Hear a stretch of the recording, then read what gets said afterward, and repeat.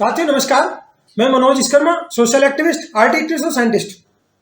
साथियों अभी चारों तरफ आप देख रहे हैं अपने विश्व गुरु और उनके तथाकथित देशभक्त लोग और बीजेपी वाले ऐसे बदमाशी करे। तो ये जो षड्यंत्रकारी कौम थी उनका इतिहास ऐसा ही रहा है, ये हमें बहुत गहराई से समझना पड़ेगा। और ये आज से नहीं हो रहा, 100 साल से आरएसएस का इतिहास उठा लो। बीजेपी में कौन थी जातियां? ब्राह्मण और बनिया। अमित शाह कौन? बनिया जाति से। और ब्राह्मण आदमी का आप देख लो कि कैसे कैसे इतिहास, इतना गुंडागर्दी मचाओगे क्या सत्ता के लालच में। और अब ये उस हथकंडे में कामयाब हो गए। ज्ञानेश कुमार का तो ही, वहां तो ईमान धर्म बचा ही नहीं, वो भी बनिया है। तो भाई साहब इनका चरित्र देख लो आप, किस तरह से लोगों को कुचल रहे हैं।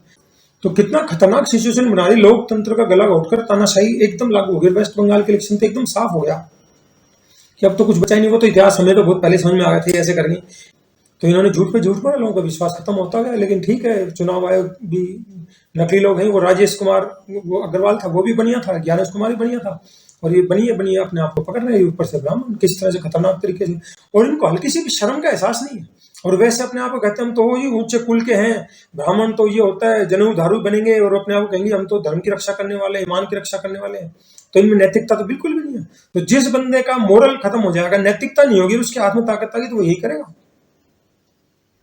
तो आरएसएस का जो गोवलकर था उसने एक बात कही थी, बहुत पुरानी बात है ये, कि बोला गलती से सत्ता हाथ में आ जाए तो बोला आप अपने विश्वसनीय पूंजीपति के हाथ में सौंप दो और लोगों को इतना कमजोर कर दो, डरा दो कि वो कुछ भी ना कर पाए। और आज उसी बात को चरितार्थ करने के लिए बीजेपी और आरएसएस काम करती है। दिखाओ में देशभक्ति, समाज सेवा में आरएसएस के कई लोगों को जानता हूँ, मिलता हूँ, बात करता हूँ।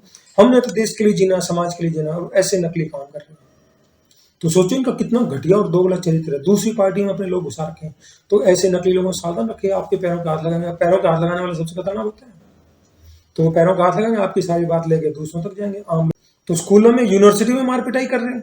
ये कौन है? बीजेपी आरएसएस के गुंडे। इनके बजरंग दल, विश्व हिंदू परिषद, उन्होंने अलग हिंदू संगठन बना रखे हैं हजारों। वो उन्हीं के लोगों के थ्रू गुंडा कर देते, पुलिस के सामने गुंडा कर देते, पुलिस कुछ बोलती नहीं है। और जो बोलता है उसके खिलाफ केस दर्ज करवा देते हैं। जो आरोपी अभी राजस्थान में एक देख रहा था मैं, एक एससीएन था, उसके भाई साहब एमएलए ने वहां जबरदस्त पिटाई की और उस ऑफिसर पे केस दर्ज करा दे क्योंकि वो दलित समुदाय से आता था। तो जहां जहां बीजेपी सरकारें हैं, आप देख लो किस तरह से इनके चाहे एमएलए एमपी हो, चाहे इनके अधिकारी हो, चाहे नेता हो, चाहे कार्यकर्ता हो, सब गुंडागर्दी मचाने में लगे हैं। तो समाज कहां जा रहा है? जिस हिसाब से वेस्ट बंगाल में गुंडागर्दी मची, ये ममता बनर्जी ने खूब हिम्मत, बेशक हार गई, हार कर भी कई बार लोग जीतते हैं। आज वो 3% होते हुए 85% पे कब्जा कर रखे। मतलब 90% जो रोटी है वो तो 10% लोग खा रहे हैं, और जो 10 रोटियां हैं उस पर 90% हो रहे हैं। क्योंकि डॉक्टर अम्बेडकर की वैसी नौकरी मिली थी ना ओबीसी वालों को भी। तो जब तक ये उस बात को नहीं समझेंगे हमारा भला किसने किया, हमारी संपन्नता थोड़ी बहुत कहाँ से आई, ये कोई काम धंधे में तो कामयाब हुआ नहीं। नौकरी तक सोच थी, नौकरियों से इनको बाहर कर दिया। ईडब्ल्यूएस वालों की मेरिट नीचे जा रही है, एससी एसटी और ओबीसी वालों की ऊपर जा रही है। तो सोचो किस तरीके से ये इनकी ये कर रहे हैं। ईडब्ल्यूएस वाले के खिलाफ कोई कार्रवाई नहीं होती। अभी मैं देख रहा था 3 लड़कियां थी, सारी ब्राह्मण थी, फर्जी आईएएस बन के फर्जीवाड़ी कर रही हैं। तो ये सारे ब्राह्मण लोग ही क्यों करते? ब्राह्मण बनिए क्यों करते फर्जीवाड़ी? क्योंकि इनके लोग बैठे हैं। वो आस्था जैन थी मेरठ की, उसने अभी आईपीएस थी और आईएएस का एग्जाम क्लियर, उसमें ईडब्ल्यूएस का सर्टिफिकेट लगा दिया। जो बंदी खुद आईपीएस है वो बंदी का ईडब्ल्यूएस सर्टिफिकेट कैसे बन गया? और इनको शर्म नहीं है। तो इस तरह से लूट रहे हैं। और तुम्हारे को ईमानदारी का पाठ पढ़ा ले, कानून का पाठ पढ़ा ले, नैतिकता का पाठ पढ़ा रहे हैं। इनको मौका मिले ब्राह्मण बढ़िया अपने षड्यंत्र में लगा रहे और बढ़िया आदमी पैसे के चक्कर में। तो इनका बस दोनों का स्वार्थ है। जहां जा गए न्यायपालिका में वहां का भट्टा बैठा दिया, जहां जा गए इन्होंने देख लो कितनी बेशर्मी से। और वैसे बड़े बड़े न्यायिक उसकी बात करते हैं। सूर्यकांत ने देख लो कितना, हर 5-10 दिन में किसी न कहीं बीजेपी का फैसला पहुंच जाता है। तो ऐसे लोगों से न्याय की उम्मीद ना करें। अभी मैं देख रहा था ये तो सुप्रीम कोर्ट में फर्जीवाड़ा करता है। सुप्रीम कोर्ट में वो केस आया, उस लेडी ने कुछ नहीं मांगा, उसने कहा जी तलाक दे दो। हस्बैंड भी बोला जी मेरे को तलाक दे दो। सुप्रीम कोर्ट का नहीं, इसको 50 लाख रुपए एलिमनी। बोला जिसने तो मांगा ही नहीं है, बोला नहीं उसको देना पड़ेगा। मैं देख रहा था इलाहाबाद हाईकोर्ट ने, एक वकील ने केस डाला कि ये पत्नी कमा रही है, इसने अपनी इनकम छुपाई है और पत्नी से हमें मेंटेस दिलाया है। इलाहाबाद हाईकोर्ट ने भाई साहब उस वकील के खिलाफ 15 लाख का फाइन लगा दिया। 15 लाख का फाइन। इसलिए जज को क्या मिला? जज को सैलरी मिले नहीं, लेकिन उनकी मानसिकता क्या कि औरत के फर्जीवाड़े के खिलाफ बोलने की कोई वकील हिम्मत ना करे, कोई पीड़ित व्यक्ति है। मैंने 340 से 10 केस डाल के दहेज क्यों दिया उसका डाल, कभी तो कोई कार्रवाई नहीं। तारीख पे तारीख दे रहे 6-6 महीने की, वैसे 15 दिन महीने की तारीख एग्जीक्यूशन है, तो उसमें 6-6 महीने की तारीख दे रहे हैं। 17 केस अभी तक उसने हाई कोर्ट में डाली, उसमें भी नहीं सुन रहे। डीएसपी के खिलाफ अभी केस डाला, उसके खिलाफ कर रहे हैं, तो उसमें सीधी 6 महीने की तारीख डीएसपी के नाम सुनते हैं। भाई डीएसपी खुदा है क्या? डीएसपी को गड़बड़ी करने का अधिकार किसने दिया? तो सोचो ये जो जजों के जो खतरनाक मानसिकता है, जो दूसरों को न्याय से वंचित कर रहा है, 9,000 वाले को 12,000 मेंटेन करने के लिए कह रहे हैं, तो किस तरह से उल्टे सीधे कानून से परे जाकर फैसले दे रहा है और तरफदारी के लिए।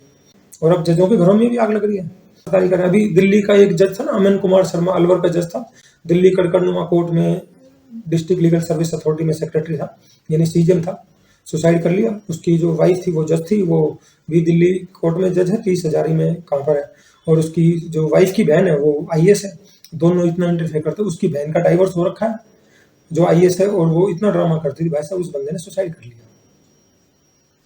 तो जजों को सुसाइड करना पड़ेगा और दूसरों के मजे ले रहे थे ना। जजों का भी नंबर आ रहा है, मैं बहुत सारे वकीलों को जानता हूँ, हाई कोर्ट वगैरह में सीनियर जज हैं, बहुत सारे जज हैं, वकील हैं, जजों की उनके घरों में नहीं बनती। तो बेशक हाई कोर्ट के जज बन गए, सुप्रीम कोर्ट के जज बन गए, खुश नहीं है। खुशियां कहाँ से आई? खुशियां ऐसे ऊपर से थोड़ा टपकेंगी।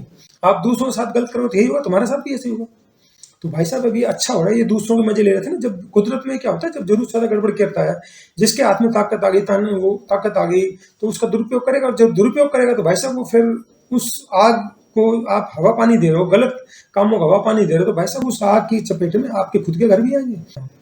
तो मैं तो कहता हूँ भगवान से दुआ करो, जब तक इनके घरों में आग नहीं लगे, इनको उस दर्द को समझ नहीं होगा, और जब तक वो एहसास नहीं होगा। क्योंकि हिंदुस्तान में जितने भी बड़ी बीमारी आ रही है, जितने भी सुसाइड हो रहे हैं आदमियों के, 15 साल तक लड़के लड़की के बराबर है, 16 साल से 35 साल में एक औरत के बदले 5 आदमी सुसाइड कर रहा है, हर 4 मिनट में एक आदमी सुसाइड कर रहा है, उस पर कोई बात नहीं कर रहा।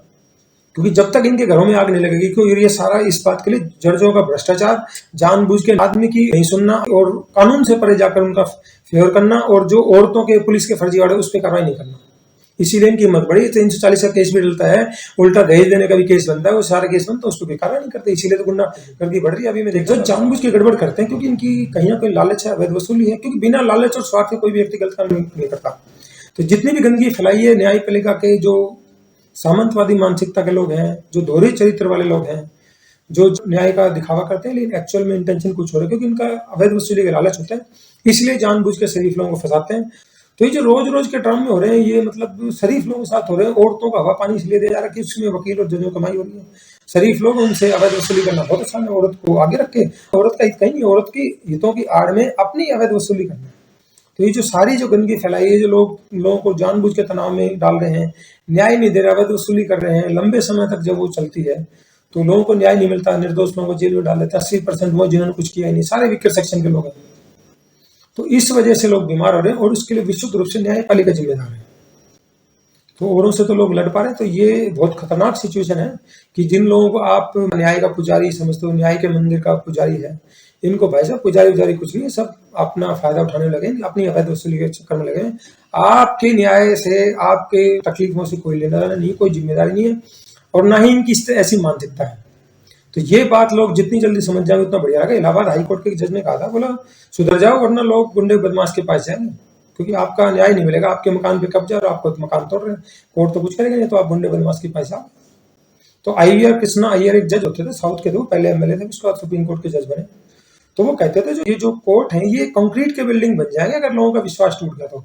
और ज्यादातर जो वकील भी हैं उनमें 80% वीकर सेक्शन है, क्योंकि उनके साथ अन्याय होता है, तो उस अन्याय से लड़ने के लिए उनको वकील बनना पड़ा।